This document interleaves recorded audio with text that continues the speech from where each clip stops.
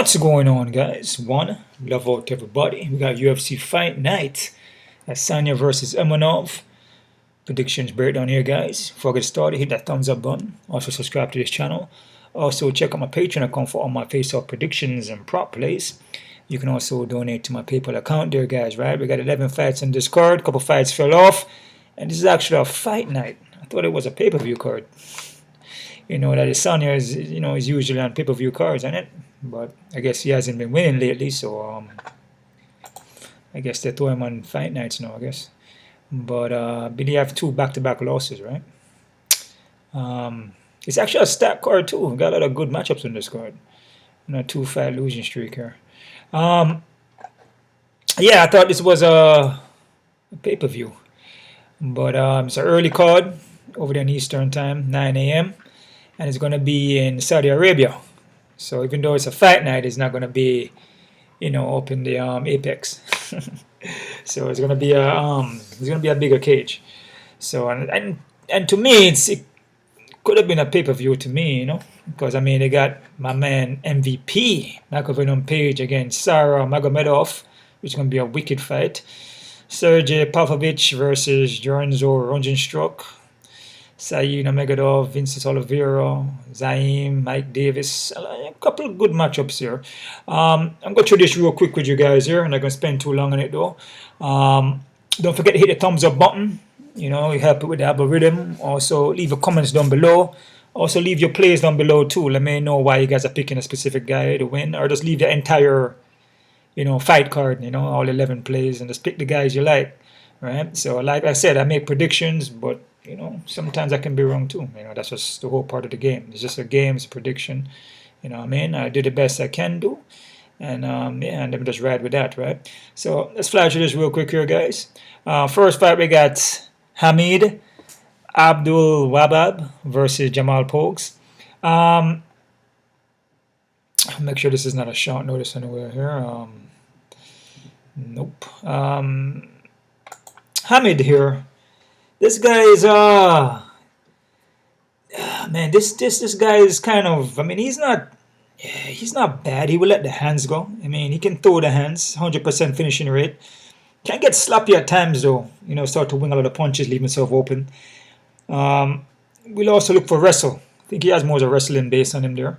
But he come to fight though, but I believe he failed a drug test or something like that. So it could be, maybe some kind of steroids or something. I'm not really sure. I'm not saying that, but he did fail some kind of drug test or something. Against Dante Mays here, and it got overturned.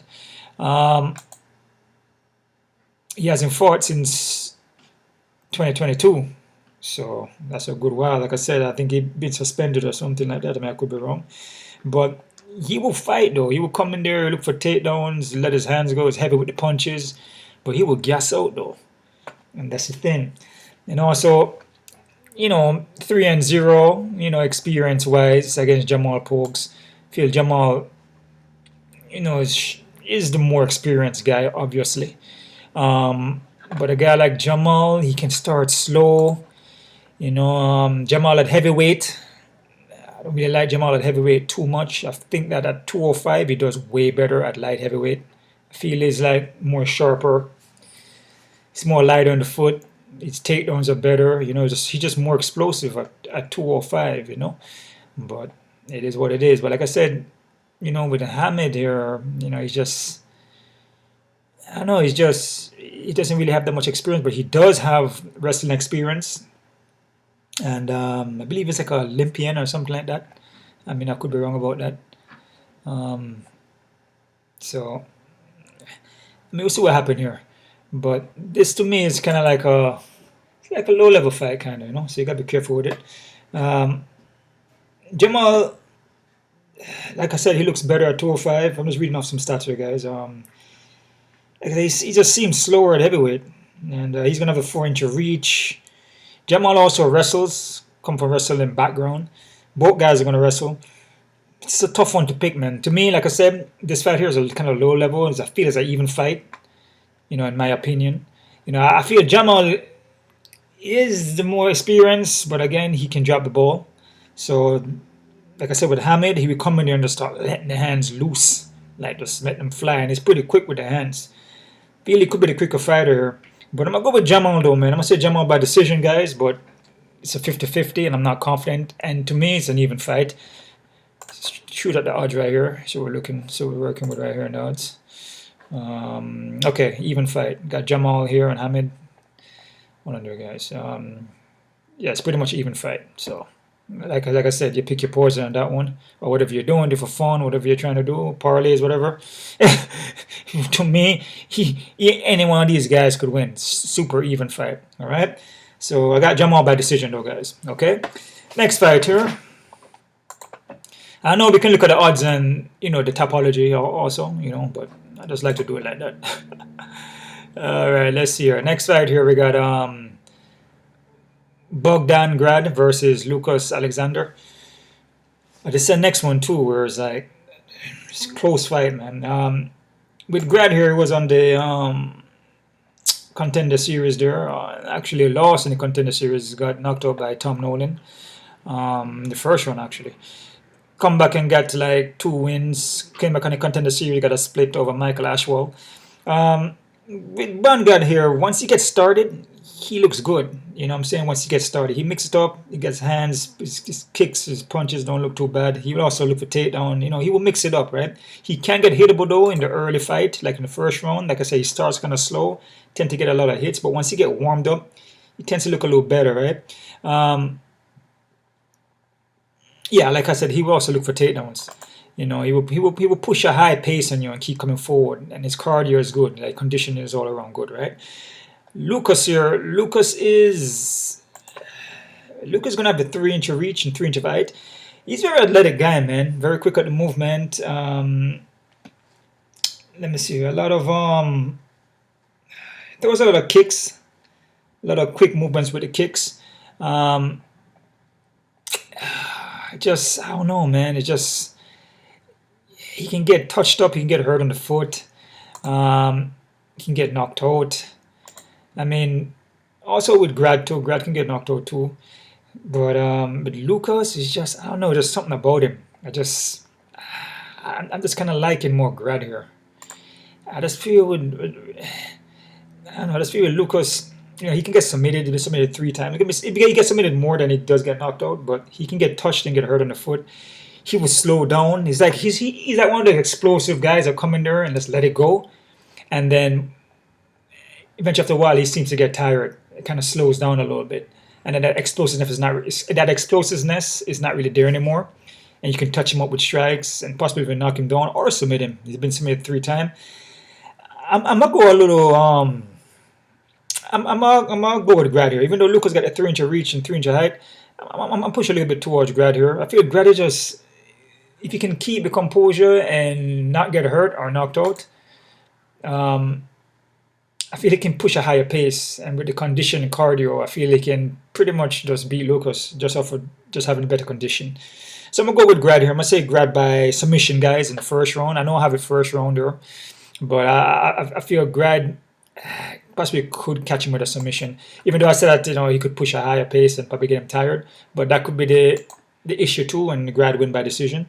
But I'm gonna go with Grad by submission first round, guys. All right.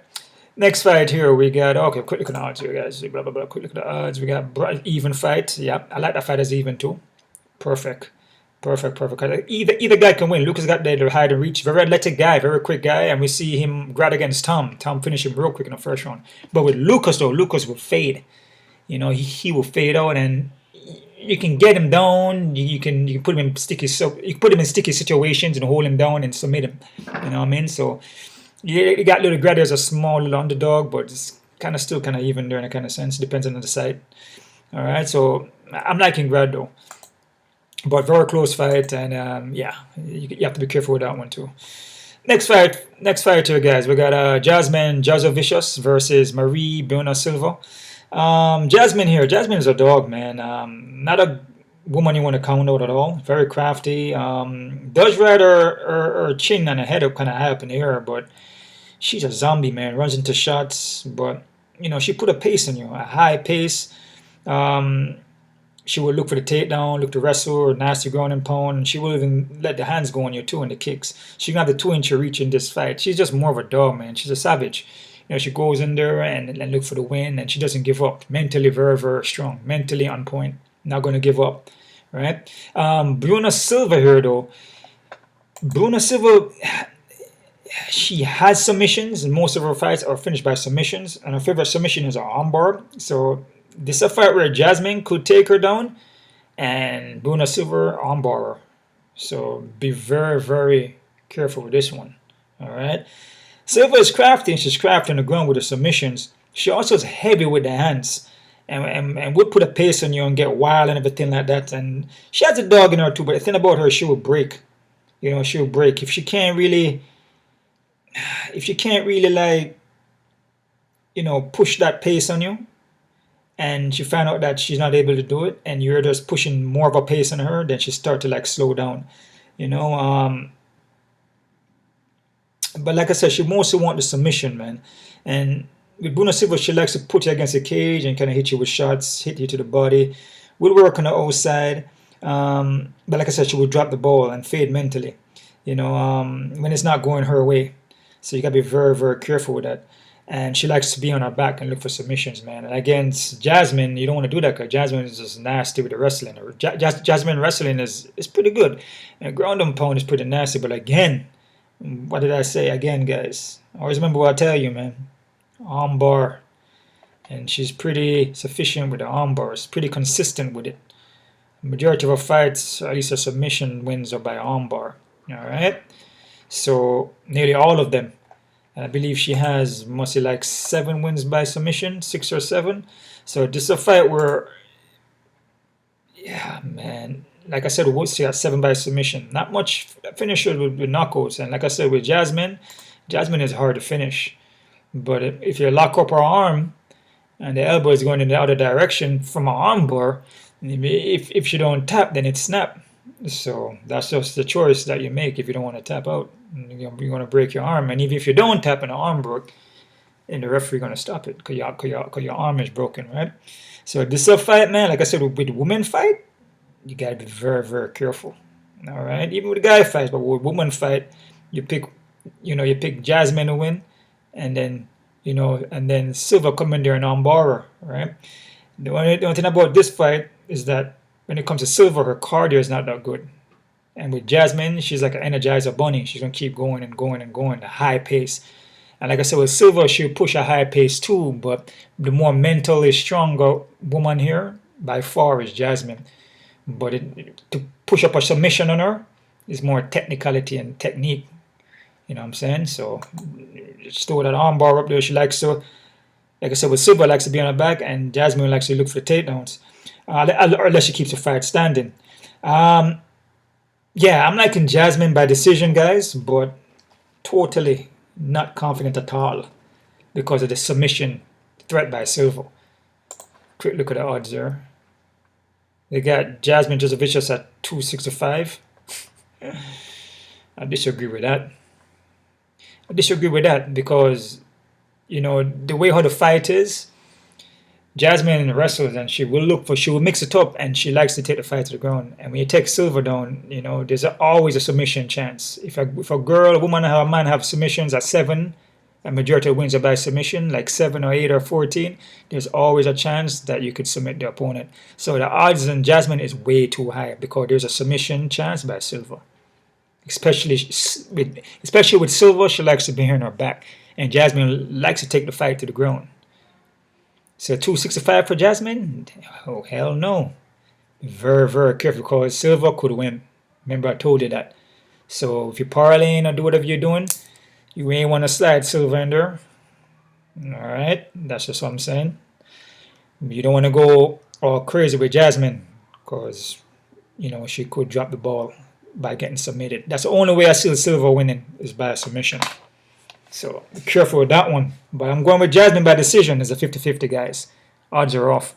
All right, next fight here we got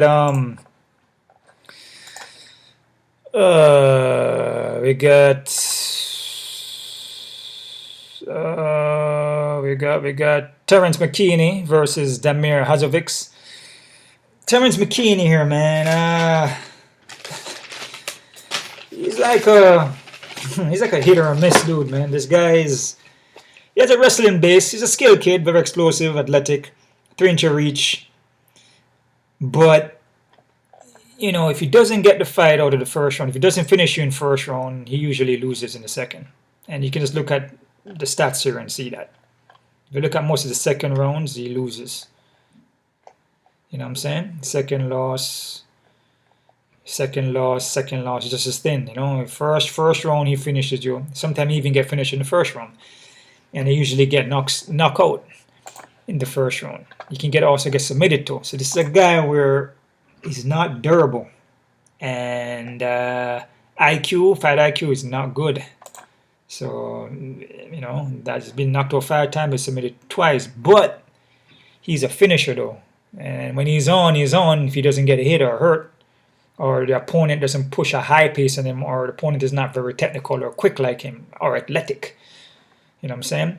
With Damir hasn't been in the game for a minute. The last time Damir fought was, I think it was like 2022. I think so. I think it was the last time he fought. Last time he fought was 2022 against Mark DeCasey, because Mark DeCasey is not in the UFC no more. You know what I'm saying? So, you know, what I see from Damir from a long time, you know, he's very heavy-handed. He struggles with the ground. You know, his takedown defense is not that good. But he has been training, though, from his social media. I see it. He has been training. You know, he's been keeping up. He's not the quicker fighter. You know, I feel McKinney is a quicker fighter. And like I said, with Damir, he can get taken down and he can get submitted. Right? He also can get knocked out, but Damir does hit hard though and does possess knockout power. Let's keep that in mind. So his fight IQ also is not good. So these both guys' fight IQs are not good, but he does possess power though. He has 7 by knockout. Just keep that in mind. And he can submit you too, but he will more knock you out. So he does have heavy hands, man. He can hit. He's more of a kickboxer. And with McKinney been knocked out 5 times. And McKinney, in my opinion, he doesn't handle a shot too well. You can say chinny or whatever you want to call, you know, whatever you want to call it. But your face, your jaw, your head is not meant to get hit. So this fight here, to be honest with you, I would be very, very, very careful with it. I would thread very, very lightly. Thread very lightly in this one, man. Be very careful with this one, guys. I must say McKinney, you know, I guess, you know, age is a number. Like we all see with some guys, and they could be 40, whatever they be. The young guys, doesn't matter. It just depends on what shape you come in there, your mental state, and, you know, the durability, consistency, and all these things. The McKinney is a younger guy here, and McKinney is the more active guy. You know, he's been competing a lot, you know, consistently, right? And he's gonna have the 3-inch of reach. You have the 3. I don't know. He has the 3-inch of reach in this fight, but again, it's not durable. So this fight, to me, I would say is even because of McKinney. He just doesn't handle a shot well, and he gets tired. And he usually gets tired if he doesn't finish you in the first, and he goes in the second, he's already done. It depends on how high he pushes. If Damir can keep a pace, Terrance being problem. Terrance is a quicker guy, and I feel Damir is very slow at the movement. But again, we see it all the times, man. We see this all the freaking time. It's upsets all the time. And I know Terrance is a favorite. I kind of glanced at it a little bit, and 500. Terrance McKinney is 500. Are you out of your mind? Are you out of your mind? No way. He can't. No. My opinion, do not put Terrance McKinney in any place, to be honest with you. You can do a chance and a prop if you want to.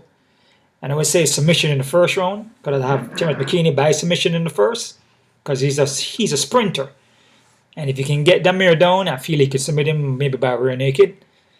But if he can't do it and he's gassing out, and he's a first round sprinter guy, you can see Damir coming back in the later rounds. Be careful with this one.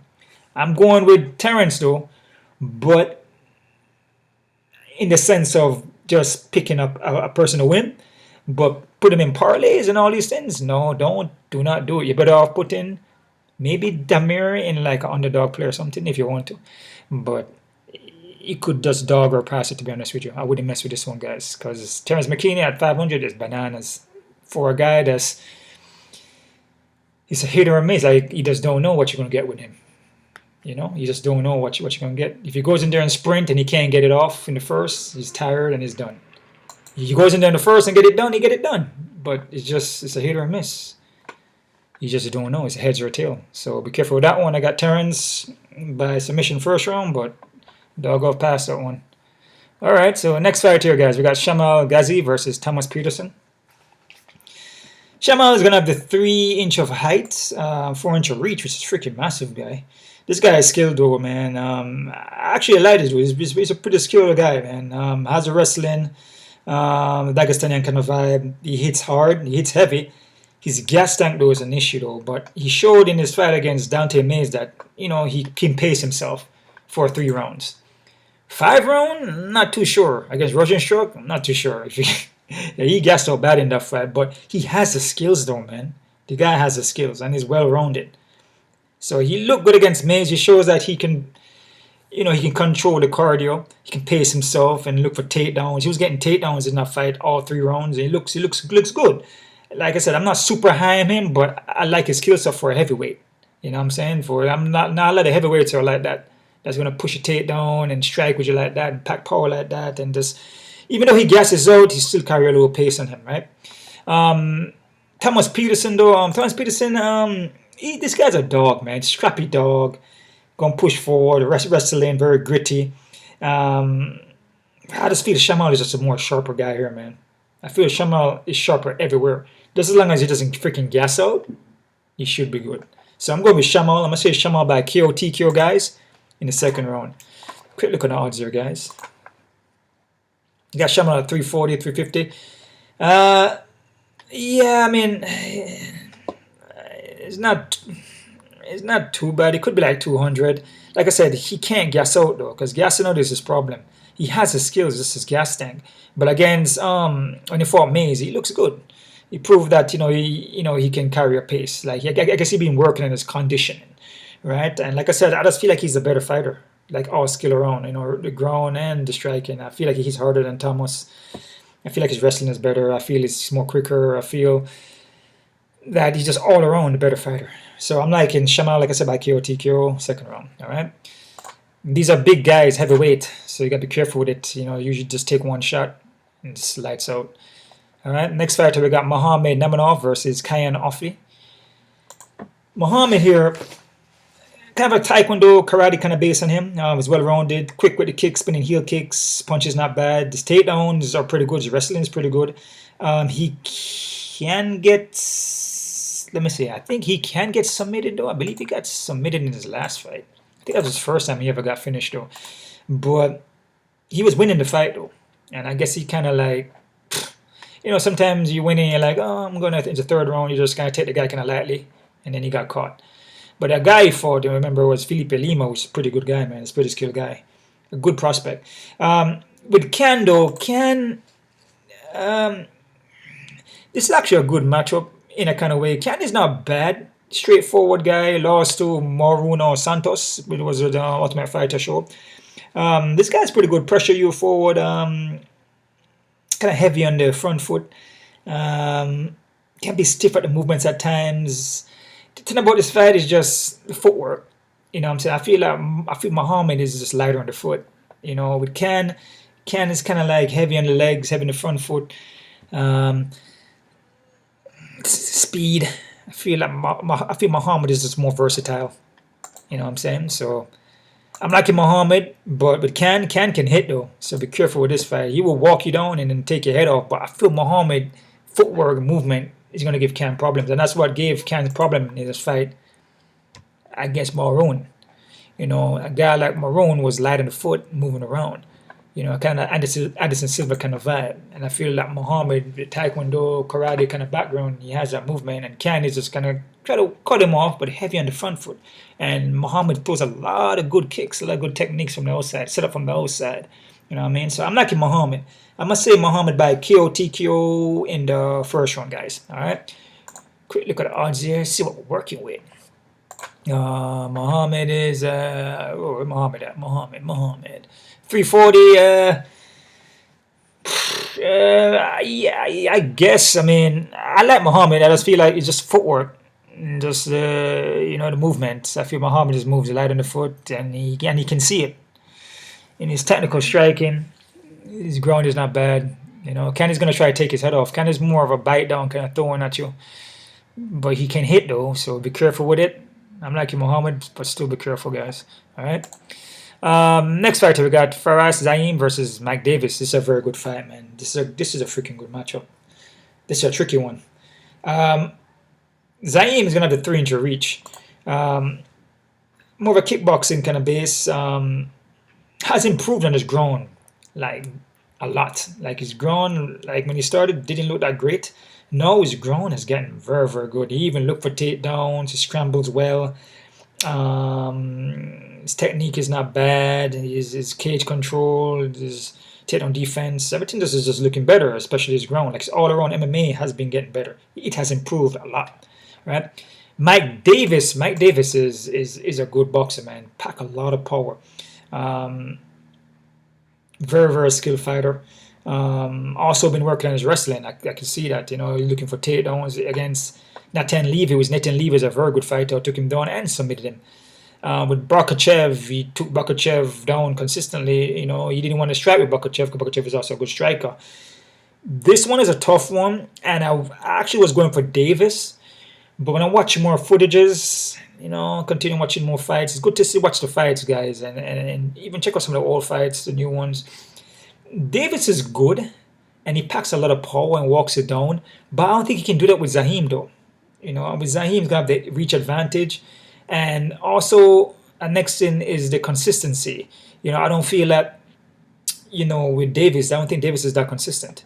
You know, his first time fighting 2024 was last year, and then he fight 2023, he fight 3 times in 22. He's just not as consistent. He's not consistent, man. Hold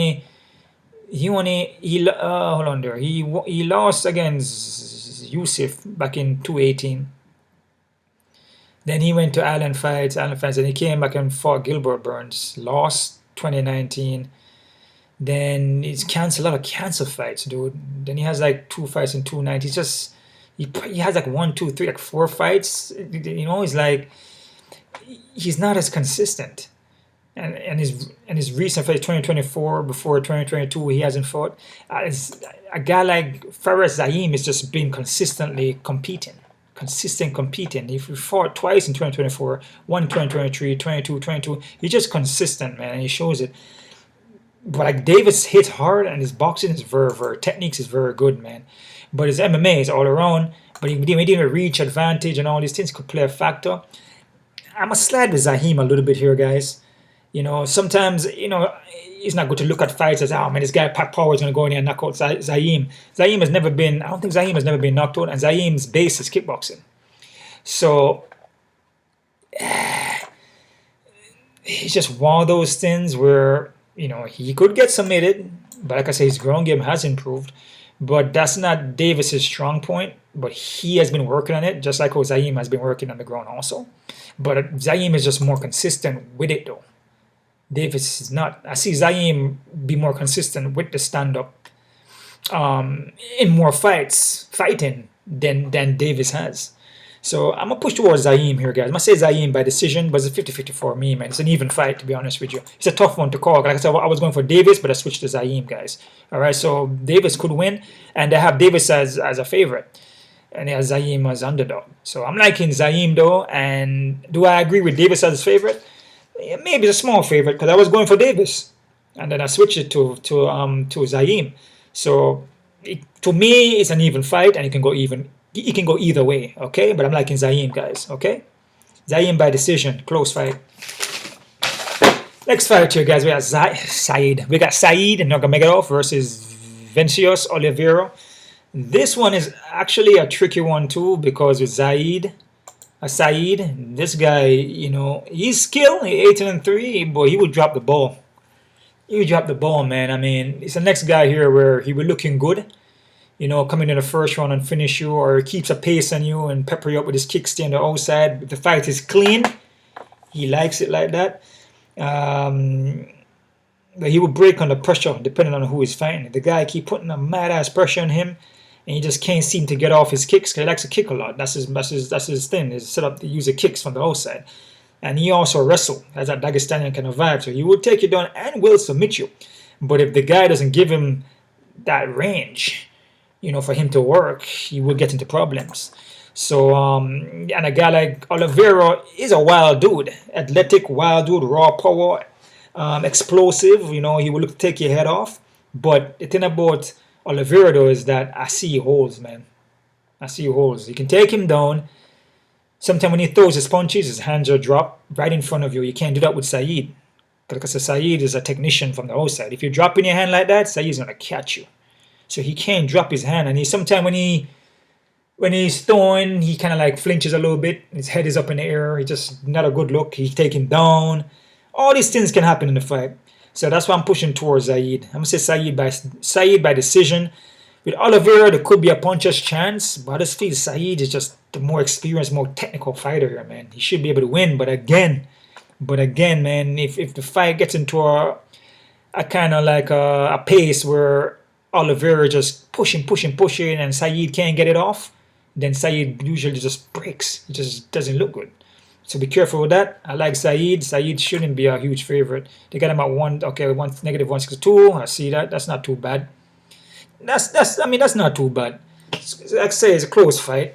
So, but I like Saeed, but I'd be careful with that one though. Be very careful with it. Like I said, but when I told you, there's like when the pace is pushed too hard and he can't get the range, he will fold up and then doesn't look good. And it could go to decision for Oliveira for just being more active and landing more punches and kicks, and Saeed not really doing much because he can't get off. So be careful with that one. But I like Saeed by decision, not confident. Next fight, we got Sergei Pavlovich versus Jairzinho Rozenstruik. This is the next tricky one here. You know, Sergei been looking good for a while, knocking out everybody. You know what I'm saying? And then he fought Time Hospital and got knocked out in the first round. And lost to Volkov because he never wanted to let his hands go. I see him training, and he look like he's, you know, back to his old self, but you just don't know until he fights. He's going to have a 6-inch reach, guys, which is massive. Raw power and can wrestle. Just doesn't use it much. Rozenstruik, on the other hand, he has raw power and he has improved his takedown defense. But I feel if he ever goes toe-to-toe with Sergei, I feel Sergei is going to hurt him. Possibly knock him out. I mean, that is what I see. He's been knocked out twice. I just feel Sergei is a more skilled guy all around. Even with the striking and the power. I'm just being honest, guys. All right?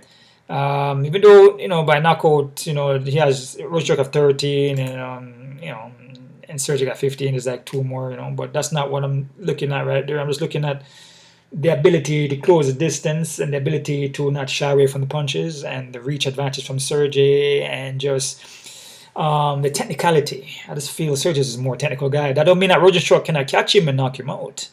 You know, that's very possible. But I'm going to go with Sergei. I'm going to go with Sergei by KO guys in the first round. And I'm not confident. It's a 50-50 called 2 heavyweight guys. And when they start throwing, anything is possible. Sergei at 298, some 300. I'll be careful with that. I do like Sergei, but I still be careful because Rozenstruik could catch him. It would be a puncher's chance by Rozenstruik. Overhand or something. Clip him or something. So there's always a possibility when you got big guys like that throwing. But skill-wise and technicality, Sergei is a better guy here. KO first round guys. Not confident. Next fight here, we got we got Sharabutdin Magomedov versus Michael Venom Page. My boy Venom Page in the house, dude. I was saying I didn't want to see these guys match up, man. Because I like Sarah, man. Sarah's a very good fighter, man. He's skilled. I like the way I like his movement. I like his technique, and I love Michael Venom Page too, man. Both guys are very skilled at what they do.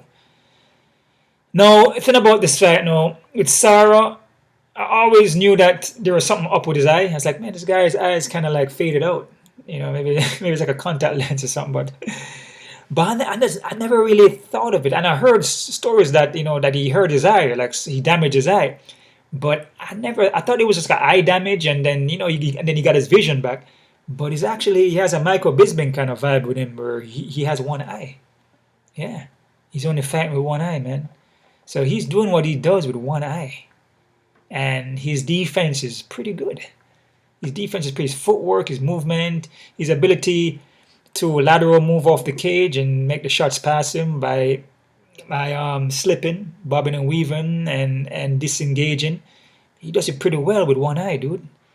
Now, you see the thing though, I like Michael Page, man, but man, the thing about Michael Page that I've been noticing, and it's always good to go back and watch fights, because just by remembering Michael Page in my head, I will remember the fights that he's just blitzing on people and just destroying them easily. That's what I remember. But when I go back and like I watch fights like with Kevin Holland and like Gary, I'm like, okay, I felt he beat Gary by a split. But what I've seen with Michael Page now, that his volume is not a lot. It's not a lot of volume. So he blitzing and he counter strikes, or he catches you coming in and counter. But it's like one shot, one shot, one shot. And yeah, the one technique you don't see, the technique that you don't see coming, unexpected techniques are hard to counter, is the one that knock you out. But the issue with that is that what happens if he's doing that and he's not able to knock out Sarro? And Sarro is from a kickboxing background, with similar movements to Michael Page. The counter striking, the blitzing, looking for the opening, the footwork, the lateral movement. This is going to be a wicked fight, guys. This is going to be a masterclass fight. This fight could be a pay-per-view fight.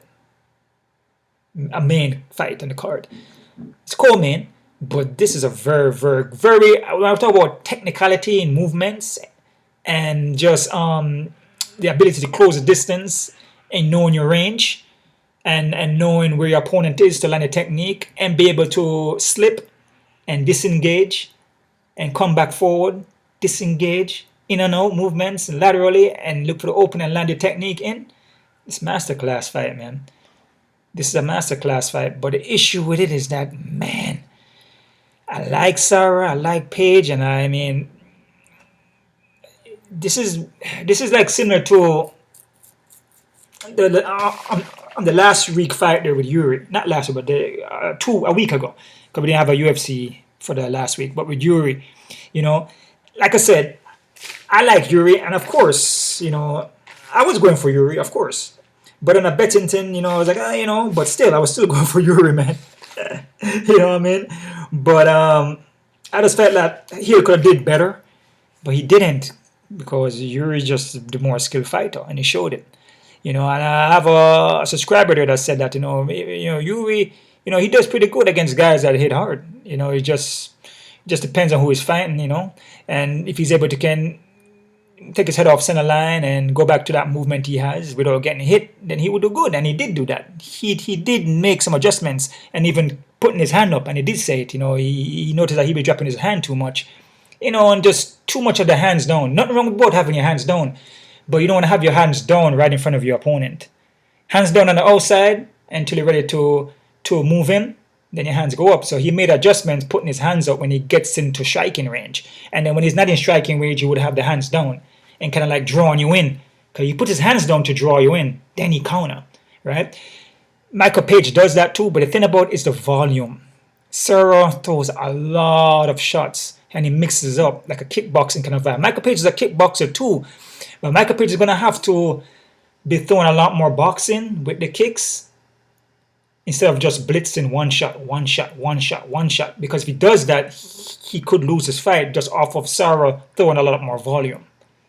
Both guys are not really big on the ground, but Page has been working on the ground and Sarah been working on the ground, but they're not big on the ground. So this fight could be more of a stand-up, but you never know. There could be a little sneaky thing here, where a guy go for takedown just to score some points. But like I said, with Sarah, he throws more combinations, more like a, straight on the pocket, hook punch, and a follow up with a roundhouse. He works a lot of kicks to the legs. A unorthodox techniques with the spinning back fist. Same to Michael Page, very unorthodox techniques. But Michael Page doesn't throw enough volume. He'll be bouncing in front of you, but he's bouncing, looking for the right moment. He's a technician, and Sarah's a technician too, but he sits in the middle and he bounces. He may make one little step, he may throw some feints, kind of like make you move a little bit, make it twitch that way, make it twitch to the left, right, and then he time you, and then bam. But his bam sometimes could just be one move, or his bam could be bam. It could be a straight follow up with the reverse, right? But Sarah is like he's throwing accumulation. He's throwing a lot more strikes, and that's the issue. And from watching the fights, Sarah fights and Michael Page, that's the one, the main issue. And it's not like Sarah doesn't have the techniques and the movement like what Page has. It's a similar movement, but there's still a kind of a difference because Page will just bounce in front of you. He will bounce. Sarah will bounce too, but Page with more blitz. And Sarah does blitz too, but Page is just more of a one-hitter quitter. And that's the thing. When was the last time Page had a knockout with a one-hitter quitter? It's been a while, man. You got that leg kick damage back in Bellator against Yamaguchi, but that was more like, Yamaguchi throwing a kick on Page, and Page like caught it on Page's knee and damaged his foot. But he hasn't had a real knockout like that. And then he's fighting a guy like Sarah who knows those combinations. It's like he doesn't know it. Sarah is going to be one of the toughest stand-up fighter that Page has ever fought. He has never fought anybody like... He has never fought, maybe in like the kickboxing world as far as point fighting, going back to that. But as far as MMA, maybe Douglas Lima, which he beat him the second time, but he lost him the first time. But other than that, maybe Paul Daly. But then it's a similar movement to Page. That's what I'm trying to explain to you. It's very similar, if not the same. It's the same kind of rhythm. The pop, pop, pop. It's the same kind of dance partner. It's the same kind. It's not like Sarah's like he's kickboxing, but he's like Muay Thai. He's flat-footed. He doesn't move his head off center line. He doesn't move his leg at all. So if Page comes in there and blitz him, he's just going to be right there in the middle. If Page blitz him, Sarah could cut an angle and laterally move off and counter. So Sarah knows. He knows the dance. It's all based on rhythm and vibration. He knows it. So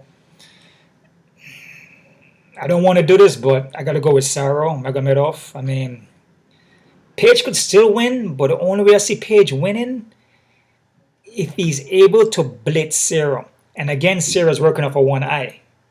That's the next thing to put into consideration. Sarah only has one eye. But he has been looking good so far, but he's fighting a skilled striker like Page. So keep that in mind, man. This is a tough one to call, guys. I'm going to go with Sarah, man. But, man, it's kind of like the Yuri fight, guys. It's like, but it's different. It's kind of different here, though, because I like Sarah too, and Sarah is very, very... So it's not really the same, because Sarah is a very skilled striker, dude. I like the way he strikes too, man. Very similar to Page, both guys. Sarah's 195. I disagree, man. Honestly, guys, this is an even fight for me. I know Sarah's 195, and so this is an even fight. There's a lot of consideration. Sarah has one eye. I mean, just be for real. I mean, still he'd been looking good, and you could do things with one hand, one eye. But when you have a next guy who's very skilled like you, and you're missing certain, senses, sometimes missing the senses could also strengthen the other senses. Like the blind, like the samurai.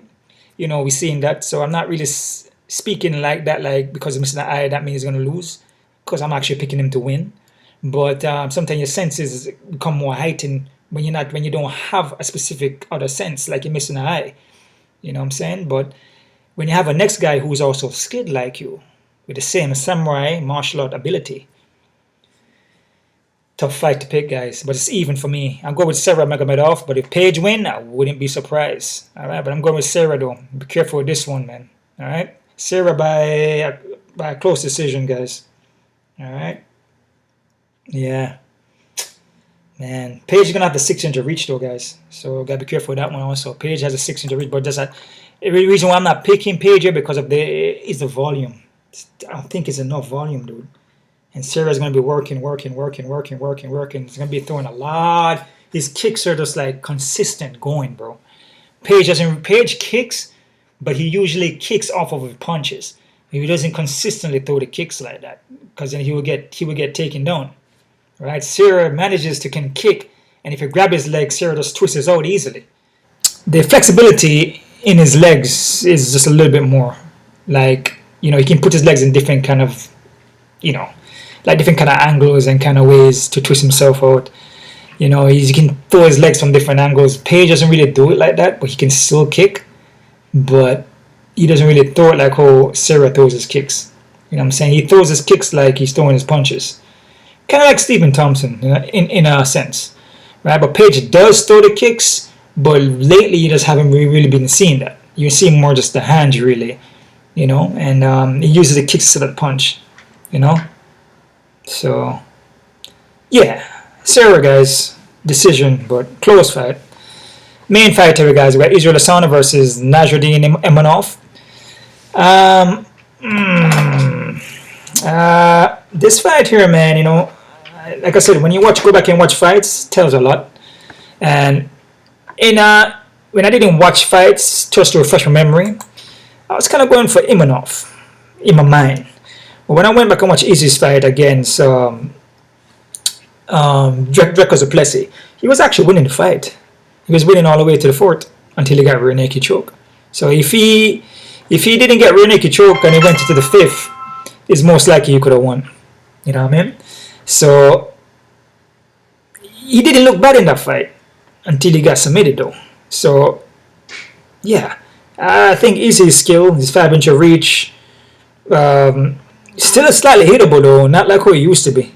Before he would more, slip the punches a little better and counter a little better. Now he's kind of like his head is just kind of going backwards. You know what I'm saying? He's not slipping as he used to be. His legs are not moving the same. The footwork, still light on the foot though. With Imavov though, Imavov is good, and Imavov is like a dog. He will look at from what I see from him from his last fight, he will come in there and he will let the hands on you. He will put a pressure on you, but he slows down though. He was slowing down against Allen in that third round, and also in the second round. But Imavov is live though, man. I wouldn't sleep on him. He's live, and his ground game has gotten better. His whole MMA game actually has been getting better. So I wouldn't sleep on Imavov. But from when I rewatch footages, that's why it's good to rewatch the fights. And I looked at Imavov, I'm like, and I look at Izzy, I'm like, okay. I just think Izzy is just experienced, rangy. The timing, he should be able to get this, but still be careful though. Cause like I said, with Israel Adesanya, is like the range for him is great. Okay, he can play, but once you start to take away that, and you can take it away from him, which I'm pretty sure I watched footage on him to see that. That's why Sean Strickland beat him. That's why Alex Pereira beat him. John Bokovic beat him, even though it was a different weight class.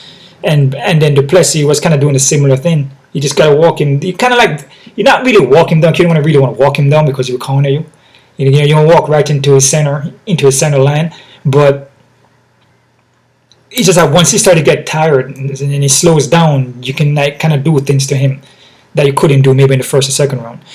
So it's still a fight where you just gotta be careful with, guys. All right, I'm gonna go with Israel. I'm gonna say Israel by decision, guys. All right. I'm not going to really say 50-50. I say it's Israel 60%, but I mean, I would still be careful though, man. They got Israel at 166, 170. Yeah. I mean, I could see that. Yeah, you gotta be careful because Imavov is live, in my opinion. All right, so that's it right there, guys. That's my predictions. Like I said, leave your picks down below. Let me know what you guys think about this card, and your not prop plays, but if you guys have any favorite plays that you like, any favorite parlays that you're gonna do, to drop it down below too. You know what I mean? So that's about it there, guys. Actually, it's a good fight night. Over there in Saudi Arabia. Starts at 9 a.m. Eastern if you're in the eastern parts. So, all right, guys. One love to everybody. You guys keep on kicking, and deuce.